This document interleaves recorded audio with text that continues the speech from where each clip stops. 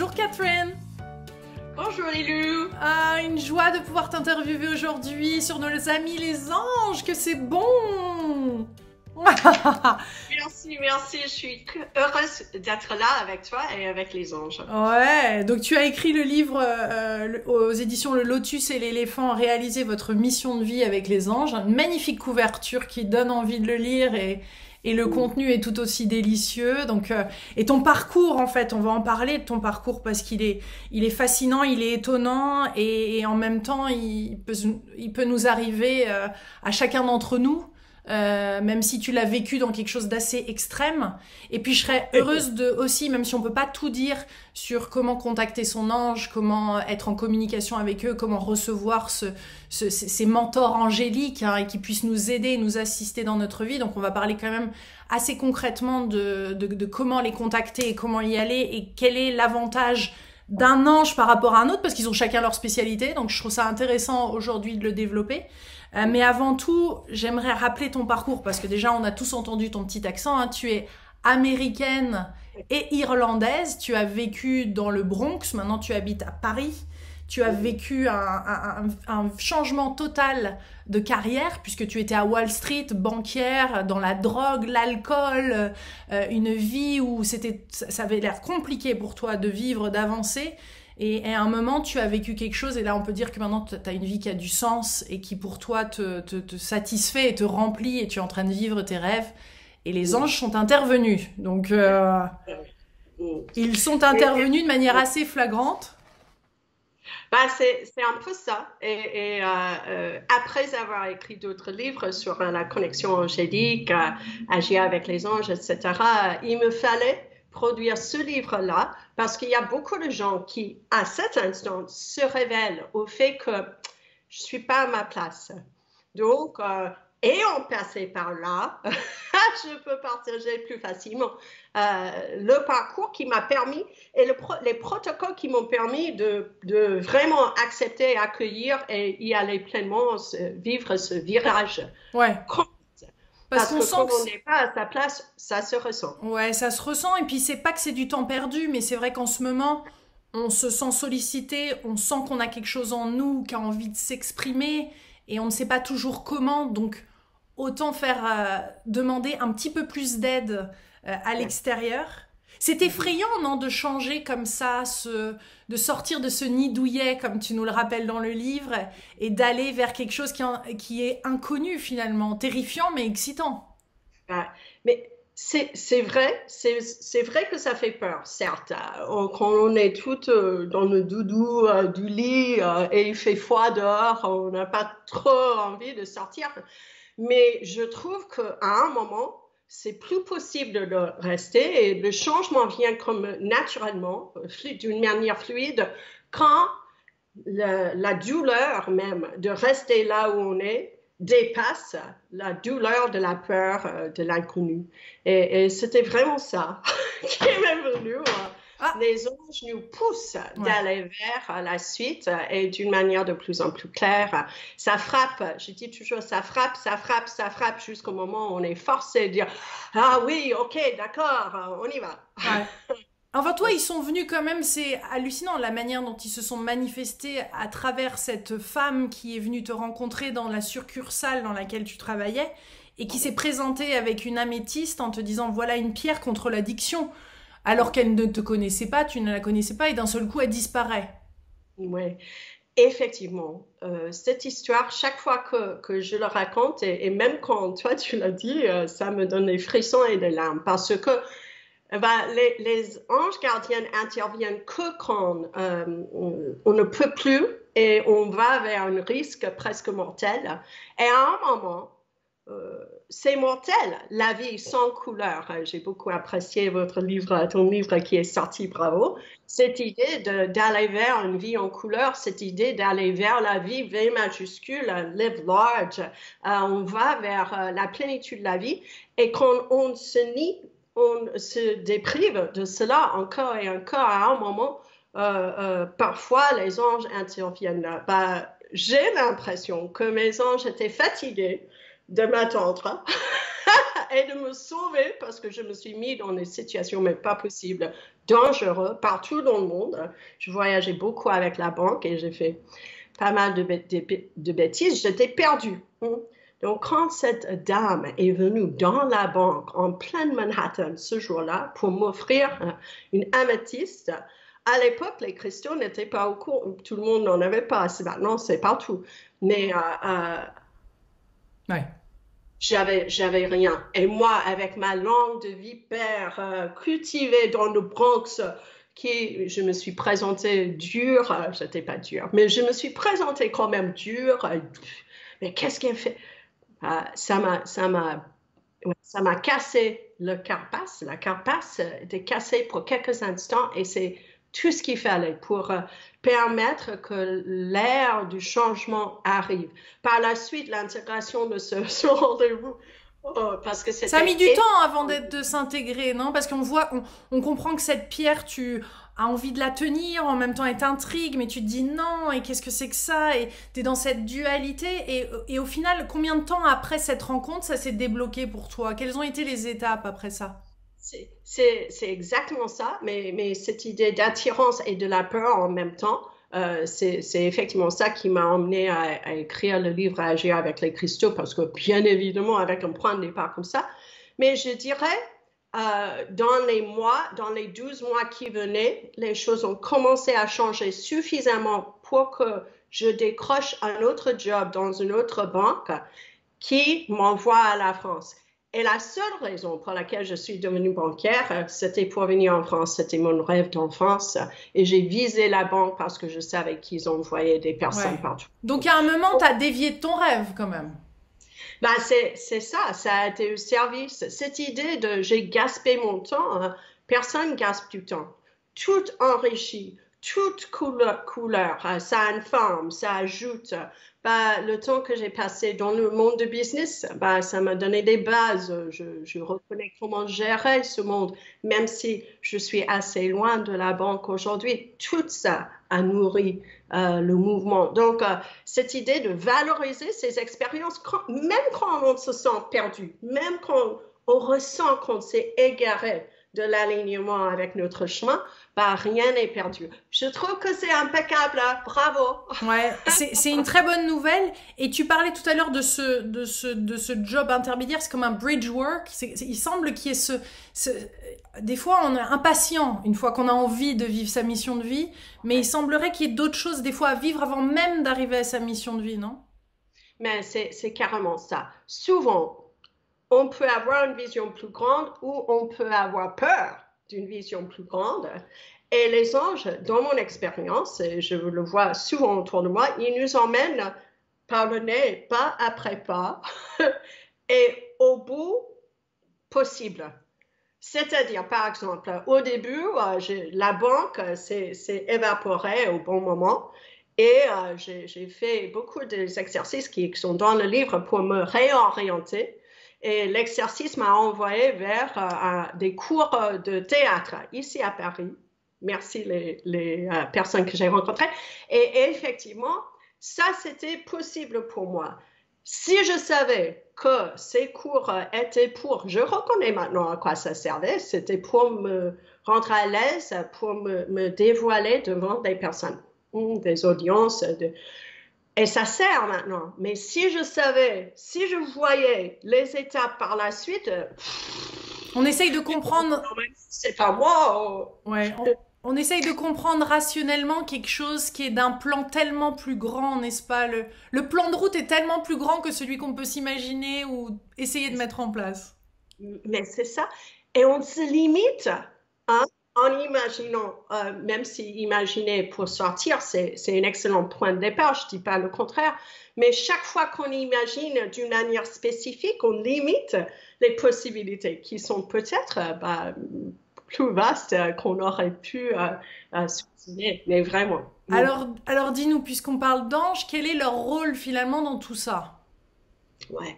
Donc, je ne dis pas qu'on ne peut pas aller vers cet alignement sans les anges, et j'espère que c'est clair dans le livre, parce que le chemin avec les anges, ce n'est pas pour tout le monde, Mais pour moi, c'est absolument ça parce que, bah oui, je peux faire, je suis puissante, moi, je peux faire toute seule. Nous le sommes, nous tous, on est des enfants de Dieu, de la source, on est puissante.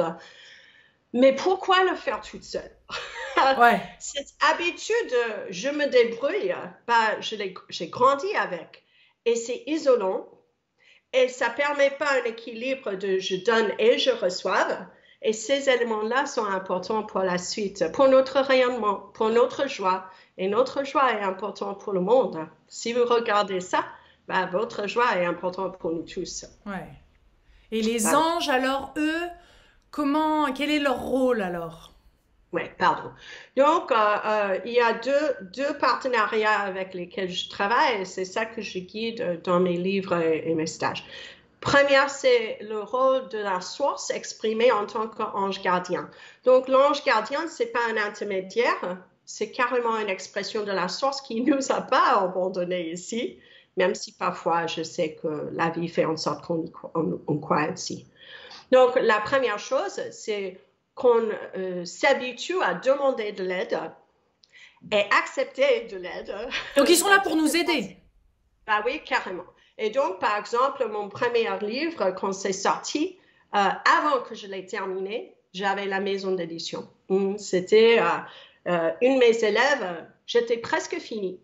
Et l'ancien banquier a dit, ah oui, je veux bien que ça soit la maison d'édition de mon ancien prof de Vertu, ça c'est qui, c'est très Daniel, je veux ça. Et puis tout de suite, je me suis dit, non, Catherine, arrête, stop. Moi, je me concentre sur ce que je peux faire. Et comme ça, c'est un fardeau que je ne peux pas gérer, ben, je vous le passe. Ouais. Même avec le geste. Ouais. Un jour et demi après, je reçois un message Messenger Facebook d'une de mes élèves à Clermont-Ferrand ou Riom. Et je ne savais même pas à l'époque qu'elle avait des livres à la sortie.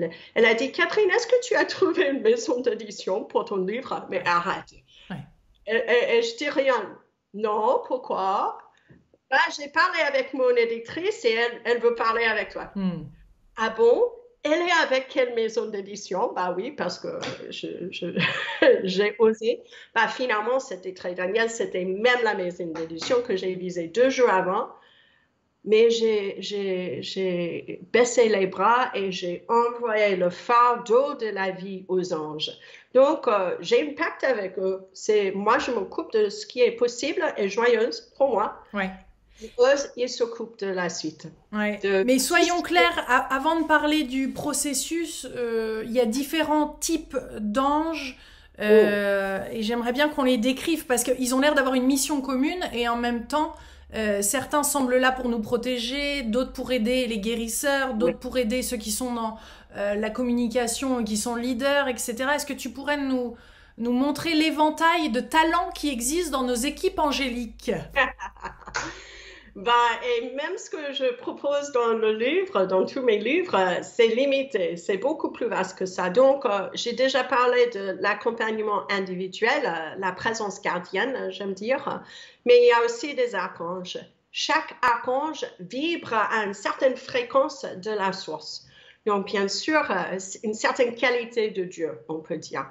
Donc, bien sûr, Dieu a plus que 15 qualités, nous aussi d'ailleurs. Et avec un complément de 15 archanges, je trouve que tous les besoins qui arrivent dans la vie de tous les jours sont là. Donc, imaginons par exemple, je pense toujours à ma mère qui était irlandaise et donc dramatique, avec ses 7 enfants dans un appartement 6e étage sans ascenseur dans le Bronx et mes frères qui battaient, la pauvre. Mais elle disait, oh mon Dieu, donnez-moi la force. Ouais. Je t'aime, mais c'était trop quand même. Et effectivement, quand on demande la force à Dieu, ben, la réponse, c'est l'archange Michael. Donc, où on peut tisser des liens avec Michael pour qu'il nous aide avant qu'on arrive à cet instant où tout explose, ou bien on peut faire appel dans les moments les plus difficiles. Mais dans les moments les plus difficiles, on est moins sensible à capter la présence parce que c'est subtil. On va revenir sur comment ouvrir le canal et comment les connecter, mais parle-nous de Raziel, l'archange Raziel, ou l'archange Métatron ou Jérémiel, par exemple. Parce qu'on entend souvent parler de Gabriel, même Métatron d'ailleurs, mais Michael, etc. Mais il y en a d'autres qu'on connaît un peu moins qui sont super intéressants. Oui, donc je vais suivre ce que tu as demandé. Donc, Raziel, c'est l'archange connecté à notre âme le plus. C'est le secret de Dieu.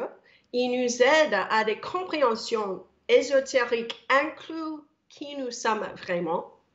C'est la présence de la source qui est toujours là, présente, quand il y a un moment initiatique, quand on passe un seuil, quand on passe une cap. Merci beaucoup. Et donc, il nous aide avec l'incarnation, c'est-à-dire l'âme qui vit plus pleinement dans le véhicule qui est le nôtre. Donc, c'est top. Raguel. Raguel, c'est le Energizer Bunny. Je ne sais pas dire ça en français. Ah, c'est le petit lapin énergisant, énergétique. Oui, c'est comme le... Oui, celui qui est... Jamais. Donc, Raguel, c'est la justice de Dieu. Donc, il est là si on a des difficultés avec le monde justice ou si on y travaille. Aussi pour tout ce qui est justice sociale. Mais je trouve vachement intéressant le fait qu'en fait, c'est lui, grâce à lui, que j'ai pu terminer le chemin de Compostela d'un trait parce que mi-chemin, j'étais un peu fatiguée. Et j'ai pris une chambre d'hôtel. J'ai dit, OK, je vais arrêter la nuit. Je vais décider si je continue ou pas, si c'est l'ego qui me pousse. Et donc, j'ai demandé la nuit. C'est ce que je fais. Et quand je me suis réveillée, c'était... oui, bien sûr, j'enseigne cela. J'ai oublié de demander l'aide de Raguel. Raguel peut nous donner un boost, même dans l'instant. Même dans l'instant. Si on est fatigué, si le corps, le véhicule devient fatigué, donc on ne peut pas rayonner, on ne peut pas être dans cet alignement. C'est un coup de pouce dans l'instant. C'est un de mes préférés pour cela. Très pratique pour les coups de barre. Bah ouais, et les coups de blues alors aussi. Bah, carrément, parce que quand on est tiré vers le bas énergétiquement, ça a un impact sur l'être, sur tous les plans. Donc, Raguel est vraiment excellent. Parce qu'un mot par rapport à ça, quand on est dans nos peurs, on est d'accord qu'on réagit bizarrement à certaines situations, on ne prend pas les meilleurs choix. Hein. Et c'est dur des fois de se sortir de cette peur par soi-même. Mais c'est ça, on n'a pas accès à nous-mêmes, N majuscule. On n'a pas accès à la vérité de notre être. Et donc, pour ces instants, on est dans l'éperdument. Raguel, il est vraiment excellent pour cela. Ouais, absolument. On a aussi Ariel. Ah ouais, lionne de Dieu. Ah. C'est ça. Donc, on est dans une énergie féminine, mais costaud. De feu. C'est Diane, la chasseresse, c'est une force de la nature parce que effectivement, Ariel a la spécificité d'être là, pas pour les êtres humains, sauf en certains cas, mais surtout pour la Terre. Pour la Terre, pour nos co-gardiens de la Terre, donc tout ce qui est le monde féerique élémental, chaque fleuve, chaque feuille, chaque morceau de l'herbe a une conscience et une présence. Elle est là que pour les êtres humains qui retournent vers la Terre avec cœur. Donc, on peut imaginer que c'est l'archange écolo, assez actif de nos jours. Ouais. Tu m'étonnes, on a besoin de verre en ce moment. Et je suis pas sûre de bien le prononcer, mais Zadkiel, ils s'offusquent pas quand on dit mal leur prénom, parce que c'est pas toujours évident. Hein. Ouais, non. Ils se vexent pas, ils ont pas d'ego. Non, exact. Même si on se trompe. Donc, quand j'enseigne dans les stages ou dans le livrage avec les anges, je le dis, il y a une quinzaine que je propose comme alliés qui se proposent, on me corrige en tant qu'alliés. Et effectivement, ils ne sont pas comme nous. Donc, si on m'appelle, ma mère m'appelait parfois par le prénom de mon frère Robert. Ça m'a déplu énormément. Mais effectivement, c'est que la domaine des êtres humains qui jugent et qui prennent les choses au mal. Les anges lisent le cœur. Donc, on peut se tromper de prénom, ça vient comme avec une relation, une amitié avec les êtres humains, ça vient avec du temps. Ils sont au courant de l'envie du cœur et ouais, ils n'ont Et pas je les... suppose qu'ils dispatchent aussi vers qui aller, parce qu'on ne sait pas toujours vers quelle ange s'adresser. C'est-à-dire que toi, tu as toute cette info, mais on ne le sait pas forcément dans l'instant présent, ou on ne transporte pas le livre avec soi, ou tu vois. Donc, est-ce qu'on peut dire, est-ce qu'on Ouais. peut s'adresser de manière générale et dire que le bon ange soit là? Ouais, au secours, GPS, s'il vous plaît. Oui, effectivement. Et d'ailleurs, c'est ce que je propose est le plus intéressant, pas ce que j'ai écrit dans le livre. Il n'y a pas un livre qui peut remplacer notre relation qui se cultive en direct. Et à travers tous mes livres, mon espoir, c'est que ça donne envie de plonger dans ce monde et de tester chez soi et de trouver ce que j'ai trouvé, bah, c'est juste incroyable à quel point les synchronicités, les clins d'œil, le sens d'humour qui est impeccable, bah, et j'ai besoin de ça. J'ai besoin de ça dans le quotidien. Donc, nous avons nos rendez-vous tous les jours. Ah C'est pas oui. mal. Ouais, ouais, Voilà. ouais. Et ceux qui sont dans la guérison ou thérapeutes ou qui travaillent avec les gens, j'ai l'impression qu'on est tous des guérisseurs à certains niveaux, mais il y en a qui vraiment font leur mission de vie. Ouais, carrément. Et ils le sentent, mais peut-être qu'ils sont perdus dans pour mieux se faire connaître ou pour trouver le bon cabinet ou avoir les clients ou même développer le bon type de thérapie pour eux, être plus spécialisés sur certaines choses, faire vraiment leur propre recette. Est-ce qu'il y a un archange ou des archanges qui sont bien pour ça? Oui, moi je dirais deux. Donc, Michael, parce que Michael, c'est le chef des artisans de lumière. Son objectif, c'est vraiment de transformer la peur en amour ici sur Terre. Et la guérison, c'est vraiment ça. C'est un réalignement avec la vérité. C'est un réalignement avec la plénitude. Donc, je suis d'accord avec toi que nous sommes tous guérisseurs et notre chemin premier, c'est la guérison de notre être, que notre véhicule se met en alignement et que notre joie s'installe. Mais Michael, c'est le premier et c'est lui qui peut rendre lisse le chemin. Après ça, pour des personnes qui pratiquent la guérison, et je propose que la guérison, c'est créer un espace de guérison où la personne s'auto-guérisse. Car en unité, c'est un peu ça, c'est un vrai échange sacré. Bah, je propose que Raphaël, c'est la coach de la guérison, c'est la guérison de Dieu. Donc, il nous rappelle, il nous aide à sortir de l'ego, de passer à côté des pièges sur ce chemin-là. Les gens qui veulent nous donner leur pouvoir et nous mettre sur un pédestal. Effectivement, et même pour les choix les plus simples. Je dirais une autre chose, c'est que dans le cœur, on sait déjà faire ces choix-là et la présence des anges peut nous calmer le jeu suffisamment pour nous donner accès à cet Parce que espace sacré. Qu'est-ce qui fait? Ah, ça, c'est le cabinet que je veux.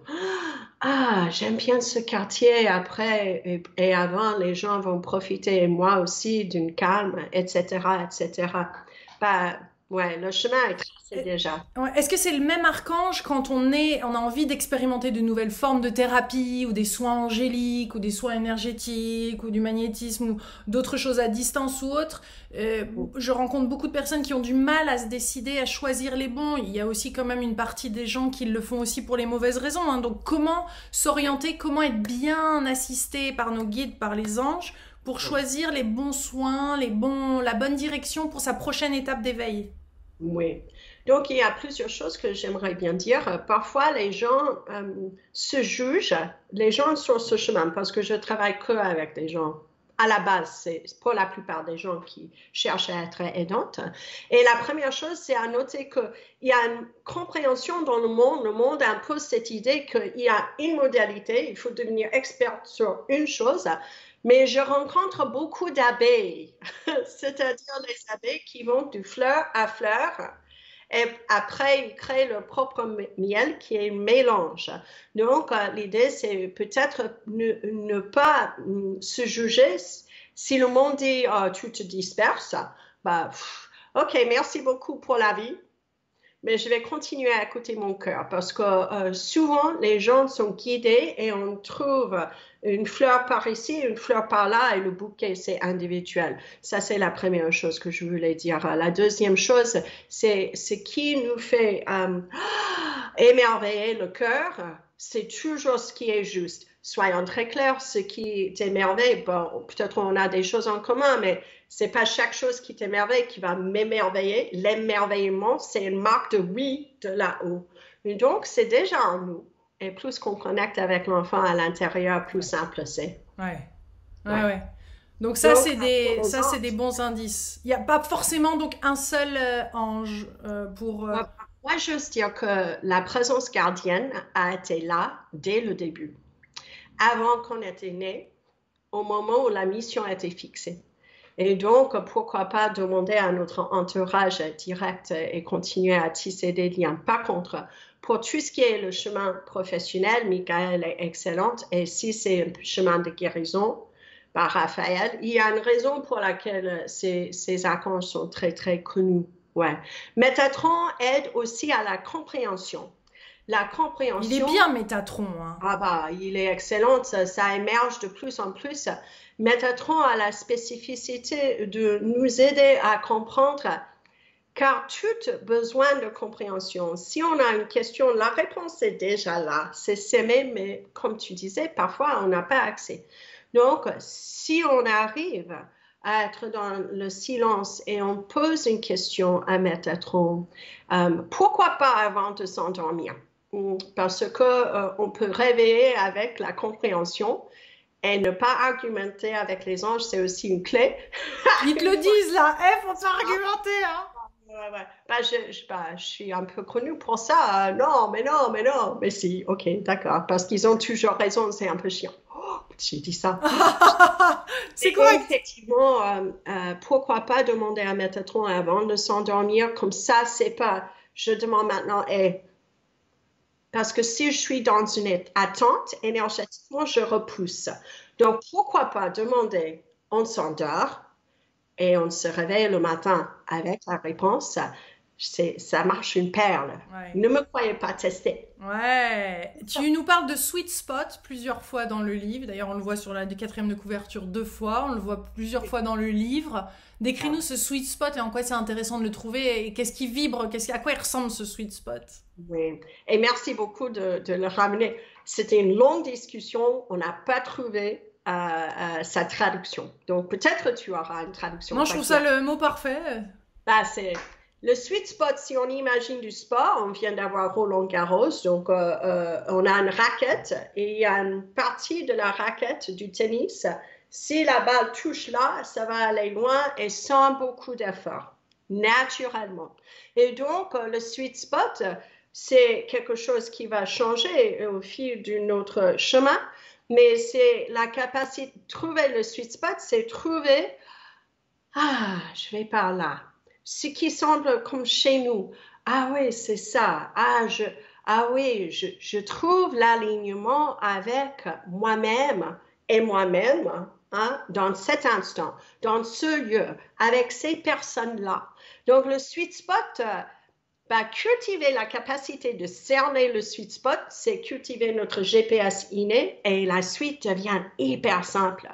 Donc, reconnaître que ce qui nous, j'ai déjà parlé de ce qui nous émerveille, j'ose dire que ça serait sweet spot. C'est suffisamment juteux pour nous tenter de quitter la zone de confort et entrer dans la vie en couleur. Ouais. Ça vibre bien, ça nous invite. C'est en lien avec l'âme, là? C'est l'âme qui nous donne rendez-vous, tu dirais, parce que tu parles de ces rendez-vous de l'âme. Mais c'est effectivement ça. Excuse-moi, si on peut imaginer, parce que c'est tellement évident pour moi, pardon. Si on imagine que l'âme nous a choisis, donc la forme, le Lilou, le Catherine et toutes les autres personnes, la forme qu'on a, c'est merveilleusement conçu et construite pour réaliser une mission. C'est l'instrument parfait. Même dans les imperfections, c'est impeccable. Et donc, le sweet spot, c'est, imaginons, on a une guitare, et là, non, c'est pas ça. Là, Ah, là, c'est accordé. Quand on accorde une guitare, c'est ça, trouver le sweet spot, c'est accorder notre instrument avec le souhait de l'âme. Il y a une sens de aisance. Une douceur aussi. Et sur tous les niveaux, pardon. Il y a une douceur aussi. Ah, complètement. Ça se force pas. S'il y a trop de peur, on ne se force pas. S'il y a trop de peur, mais l'envie est là, l'envie vient toujours de la source, mais ça veut dire juste que c'est pas encore mûr. On le met à côté, ça va mûrir toute seule. On ne s'inquiète pas pour cela et on tourne vers le sweet spot ce jour, à cet instant. Ouais. Ouais. Donc faire des choses qu'on aime peut attirer le sweet spot ou peut inviter le sweet spot à se manifester, on va dire. Absolument, absolument, c'est ça. C'est très connu, suivre notre bonheur, suivre le cœur, c'est une bonne idée. Mais c'est plus que ça. C'est exactement suivre le chemin qui était sémé par l'âme pour nous. Donc tu dirais qu'on a une destinée alors? Parce que là c'est intéressant ce que tu dis. Donc il y a déjà un chemin qui est tracé. En même temps il y a des millions de possibilités qui coexistent.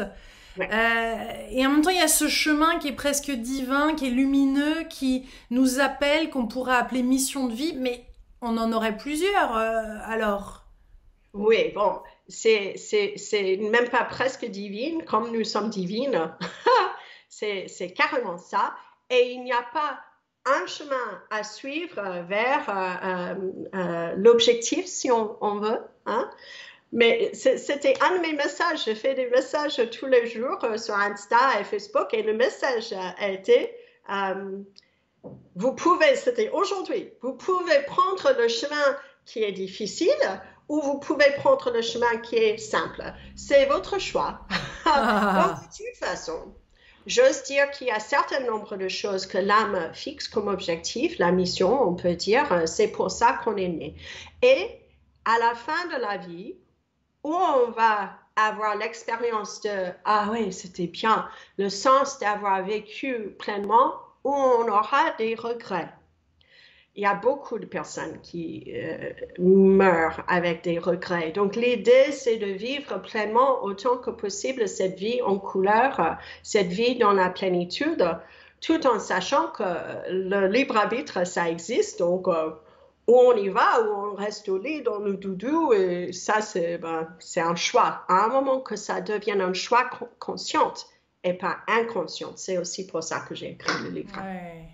Et tu dis finalement, au fur et à mesure du livre, on se rend compte, même si tu décris pour nous aider les types de corps et les missions vers lesquelles on irait plus, ou le type, les contrats d'âme qu'il pourrait y avoir pour nous faciliter, on va dire, enfin en tout cas pour faire que notre chemin ait un peu ces pavés ou ces difficultés même qui vont nous amener à trouver notre mission de vie. Tu nous dis quand même au fond, on est tous des artisans de lumière. Je dirais qu'on est tous des êtres de lumière. Les personnes qui vont être attirées par ce livre sont des artisans de lumière, c'est-à-dire avec une mission qui est au service du plus grand nombre. Donc, je ne dirais pas que tout le monde est là pour une mission qui est au service du plus grand nombre. Chaque âme a une mission précise. Mais ce livre, normalement, attire des personnes qui sont sur ce chemin de service. C'est fait pour... Ouais. Il y a beaucoup de... J'apprécie tous les protocoles et le côté pratique où tu décris en détail et longuement comment s'y prendre pour ouvrir le canal, comment les contacter, comment accéder à ce savoir. Oui. En fait, dans tous mes livres, il y a des protocoles parce que je sais que je ne peux pas rencontrer tout le monde. Tout le monde ne peut pas venir là où je suis et même si je voyageais beaucoup. Ouais. C'est pas pour tout le monde. Donc, et dans mes livres en anglais et dans les livres en français, il y a des protocoles qui sont très précis. Les personnes qui sont censées d'explorer ces protocoles avec les anges vont le faire. Ouais. Et les protocoles dans ce livre, en fait, c'est tout ce que moi j'ai fait pour organiser, pour accepter pour accueillir le virage de la vie d'une banquière qui buvait trop, très irlandaise, moi, qui faisait la fête trop. J'ai rien contre en principe, mais trop, c'est pas bien. Le virage entre ça et ce que je fais maintenant. Donc, ça fait plus que 10 ans, presque 15 ans que j'enseigne ce genre de choses dans le monde. Et mon cœur... Quelle joie quand on te lit la difficulté d'aller au travail avant, et là, la joie, la sincérité de tes propos, le fait que tu aimes, que tu es passionné, on sent que tu le vis. C'est un bonheur de t'interviewer. Oui. Merci beaucoup. Même quand tu dis, je m'en souviens de cette... La pesanteur, la lourdeur de chaque pas quand on va quelque part où on ne veut plus aller.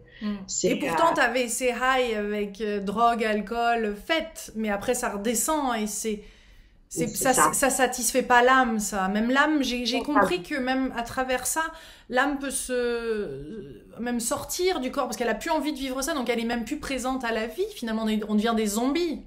Mais effectivement, c'est une sorte pour moi, c'était une sorte d'anesthésie. Je me suis anesthésiée. Beaucoup de personnes très sensibles ont fait trop de ces choses-là, ça rend la dureté de la vie ici sur Terre, ça diminue la dureté, mais après, ça accélère. Ça, c'est le mot. Ça rend pire l'expérience. Donc, effectivement, je dis pas que l'âme parte, car quand l'âme parte, la personne parte. Mais c'est sur ce chemin-là. Il y a des morceaux d'âme en tous les cas qui sont plus là. Ouais. C'est une partie de nous quand on s'égare, l'âme est toujours là en attente, mais on n'est pas. C'est nous qui quittons l'âme et pas l'inverse. On choisit un chemin qui n'est pas possible pour l'entièreté de notre être. Donc, retrouver des morceaux de l'âme, c'est nous retrouver finalement, de conduire le véhicule sur la route. Ça me rappelle une chamane très connue aux États-Unis qui s'appelle Sandra Ingerman, qui parle du recouvrement d'âme. Et qui dit qu'elle était dans la déprime parce qu'elle avait un don, et forcément les gens allaient vers elle très jeune, et elle était déprimée par ça. Et après le recouvrement d'âme, elle a réussi à trouver ça. Est-ce qu'il y a un archange aussi qui est là pour la déprime? Oui. Quand c'est au niveau d'âme, et la déprime en général, j'ose dire, c'est toujours au niveau d'âme. C'est parce qu'on s'est égaré du chemin qui est le nôtre. Et j'ai commencé mon chemin avec Sandra Ingerman et fait des initiations chamaniques au Mexique. Donc, tout ça, ça me parle à mon âme. Carrément. Mais effectivement, l'idée, c'est de reconnaître que plus qu'on s'égare, plus que la vie de tous les jours, c'est pas possible jusqu'au moment où on se retrouve. Donc, ça devient dur pour qu'on quitte le lit et on retrouve la vérité de l'être. Oui, et le sweet spot. Mais toutes les modalités nous invitent à aller vers cela. Et voilà la beauté de rencontrer des personnes qui font « qu'est-ce que vous faites de beau? Qu'est-ce que vous faites de vivre? » Parce que nos chemins, on est de toutes les couleurs. On est de toutes les couleurs, c'est ça. J'avais envie juste de parler un petit peu cristaux, même si c'est au-delà de ce livre, parce que je sais que tu as un autre livre sur les cristaux qui s'appelle comment? C'est Agir avec les cristaux. Agir avec les cristaux. Tu peux nous montrer la couverture si tu l'as là? Oui, c'est ça. Voilà, super. Exergue, d'accord. Donc très Daniel, super. Oui. Et est-ce que tu pourrais, parce que tu en parles un tout petit peu sur l'améthyste et le fait que l'améthyste est pour les addictions, est-ce qu'il y a des pierres comme ça pour la mission de vie que tu conseillerais? Des cristaux? Oui, un qui est moins facile à trouver et après un autre qui est facile. Donc, sugilite, je veux dire, c'est la pierre de Michael. Donc, quand on veut trouver notre chemin d'artisan de lumière, la sugilite est excellente pour nous aligner avec cela. Donc, on travaille en conscience avec cette pierre et ça aide beaucoup. Et l'autre qui est beaucoup plus simple à trouver, que je propose, bien sûr, l'améthyste, c'est fétiche, mais ce qui vient, c'est la calcite jaune.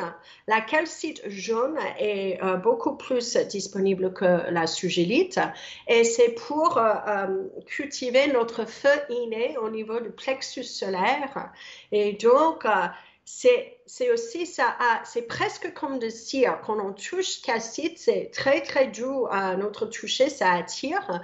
Et c'est effectivement pour trouver le chemin, mais d'une manière claire. Le feu qui brille, mais tout en douceur. Ce sont les deux qui viennent quand tu poses la question. Super. Donc on le met dans sa poche, on le porte sur soi, on pose une intention. J'ai beaucoup aimé d'ailleurs à ce propos dans le livre quand tu parles de l'intention et de dire et de la formuler un petit peu différemment. Je crois c'est j'apprécie d'être mince, en forme, en pleine santé, plutôt que je souhaite. Et j'aime beaucoup cette distinction. Mais c'est une invitation de reconnaître que nous sommes des enfants du Créateur et nous créons. Et chaque mot qui tombe de nos lèvres porte de l'énergie qui crée. Donc, vaut mieux, au lieu de je veux ou j'ai envie, l'univers sait que vous voulez et que vous avez envie de. Mais déjà, commencez à le dire et expérimenter, ressentir autant que possible. J'adore mon corps qui est puissant et fin et flexible ou je sais pas quoi. J'adore que mon livre vienne naturellement. J'adore que ma peinture inspire et touche les cœurs et réveille des personnes. Ça. Ouais, ça vibre bien, ouais, en effet.